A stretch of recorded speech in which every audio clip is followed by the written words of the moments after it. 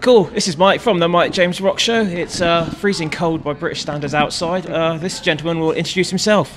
How you doing? I'm Alex and play bass for Northlane. How's it going, man? Good, good. Like you said, freezing cold. It is freezing cold and I've still got my gloves on. You guys have been out on quite a long European and UK tour. How's it been so far? It's been good, actually. It's a little bit shorter than what we did with Architects earlier this year, which is kind of working in our favour. But the shows have been great. You know, we've toured with Carnifex and Parkway Drive before, so it's like, you know, meeting old friends, and the Heaven Shall Burn guys are awesome. So it's been really good vibes. Shows have been great. Crowds have been loud. Cool. What more can you ask for, right? That's 100% what you need.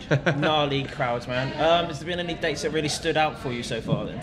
Last night in Nottingham was crazy. Yeah? We'd never played Nottingham before. We played Sheffield on the last UK run we did, but that was gnarly. Munich, Germany was about 6,000 people, so it was huge. London was great. We had a whole bunch of our press and label there, so that was kind of a couple cool. People from back home flew out for the show. So that's a long way to come for a show. Obviously more business sides to it, but you know, they were there for the show and stuff, so it was always nice seeing like our manager and stuff like that. But yeah, UK shows have been great, so they're always a standout within themselves, and cool, the rest of Europe is awesome. You've just been announced for return visits to the UK next year as well, man. Yeah, that's pretty smart. Download Festival 2015 with Slipknot. Yeah, so pretty excited about that. Is that the day you're playing? You know what day breaks you're on at the moment, or is it just a case of you've been announcing? I'm pretty sure it's on that day, because we're doing another festival in Switzerland. I think Swiss Sonosphere. No, it's Greenfield Festival. Oh, okay, yeah. And I think that festival's on one of the other days, so that's why we're kind of narrowing it down to... Yeah. But so you get to jet set around Europe for a weekend. Yeah, well, hopefully we can line up a couple more festivals before... Yeah. You know, not just two, but I'm stoked either way. Like we've never done proper UK European festivals, so that's cool. It's all new to us, and we've heard nothing but awesome things and seen nothing but awesome videos. Download is crazy. That's all we can say. I remember watching videos of like Throwdown playing Download maybe like 6 or 7 years ago, or even before that, and it just looks ridiculous. Because you're coming back with your tour brothers, Parkway Drive as well. Yeah, are they on it? They're on it. There we go. Well, Aussie Mayhem. Yeah, it's going to be crazy. You guys have gone through quite a transformation in the last few months, I guess is the easiest way to describe it. Yeah, definitely. Was it a touch and go for a moment there, thinking, oh, we've announced this tour with Parkway and we now need to find a singer? Well, look, we always, we kind of, well, how's the word to say it? We always... Sorry, I'm lost for words right now. That's all right, man. We put things in place. So we had a couple friends that offered to fill in just in case we didn't find someone, and obviously that was like the extremely last resort. And having a tour opportunity like this, we were never going to cancel. No. You know, we love coming to Europe, and we love coming to UK and on such a great tour. It's pretty much a full sellout tour as well, isn't it? Close to, man. Yeah, so it's such a great opportunity for us. So yeah, we had those things in place just in case. Yeah. But fortunately for us, because you know we found Marcus in just the right amount of time. I think he had once we announced it was like a week and a half before we left. So cutting it close. Learn the back catalogue, and you did a new track with him as well, Rot. That's doing phenomenally well on the interweb. He look, Marcus has been a fan of Northlane since we started, so he was very familiar with us. Like with our music. But you know, of course, that's always different than actually getting into the jam space and practicing. But yeah, he was familiar with our music, so learning the back catalogue was challenging, because he's never played in a high intensity band like us. You know, he's played in bands before, but so it was a bit of a challenge for him. But you know, he's pulled it together, and that's cool, man. Come join our band. We're going to Europe for 3 weeks or more. Well, it was more like we were like, dude, you are amazing. Like. So has it rejuvenated the band then? Has it given you a new lease of life, having this new frontman? Look, it's definitely changed the atmosphere. Like with our not in a bad way, but like we're on tour and it feels like nothing's ever happened. You know. Okay. And it's good, because we needed a vocalist, not only that could do it at like what we need as a vocalist, but when you spend so much time on the road with people and touring and stuff, you really need someone who fits in with you guys, you know. And you've got to live with these people. Exactly. At the end of the day, haven't you, really? And it was really apparent from, you know, the first couple of jams that we had that he fit in, you know. Luckily, he was from Sydney. But that helps. Yeah, well, he fits in with us, you know. He gets our stupid humour and he really just gels as a friend, more so as a like as a band member, you know. So that was the first type of tick in the box. And then once we started jamming and we heard him, we were like, this is done. Like, it's a no-brainer. Yeah, like it really just felt right for us. And obviously, have you started writing anything with him for like a new album or anything like that? We took 4 months off when, like, Adrian told us that he was leaving, so we had already planned a 4-month off period to write. Okay. So we've been writing all through, you know. Obviously, with that said, a little bit of we were writing, but we didn't know what we were writing for. We knew we were writing for an album, but who knows who's going to sing on it? So we were just kind of like just writing, and then obviously now he's in the band. It's changed a little bit of the demographic in what you're going to hear vocally. Yeah.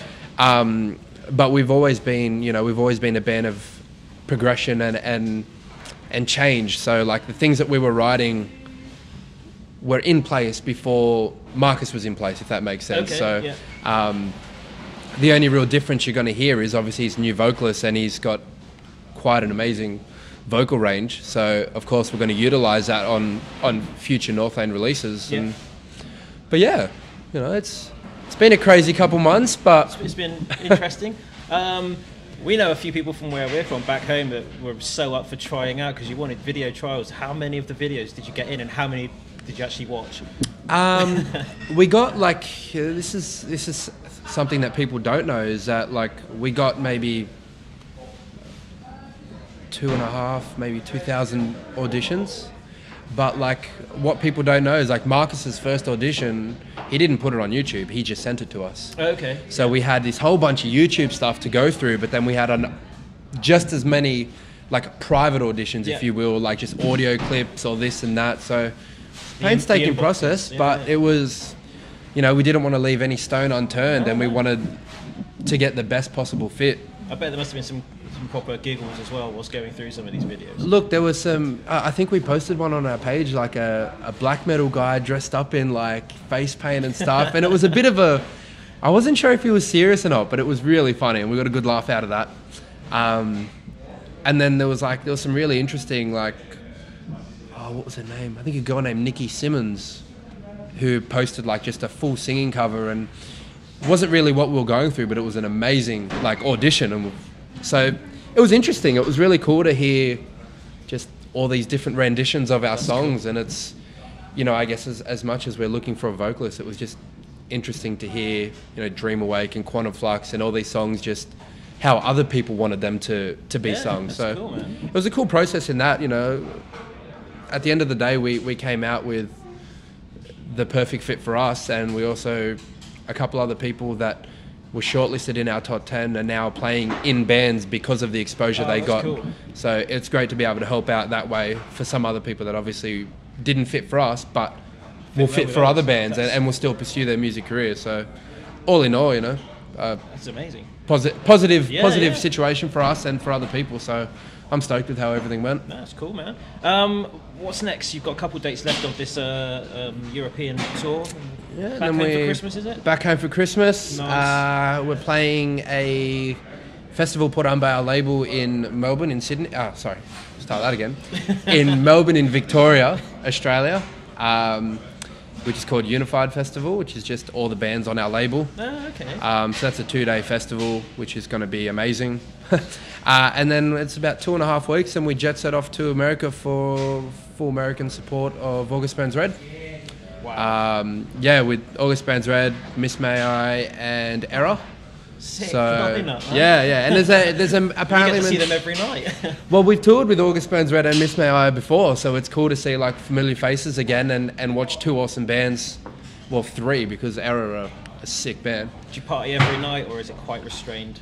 You're definitely talking to the wrong people.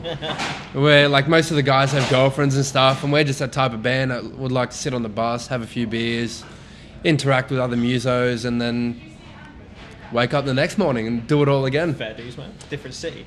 Yeah, so we do that, and that drops us in. That finishes a tour in New Jersey. Nice. So we go off to Will Putney, who did Singularity, and we record album 3 straight off the bat on that.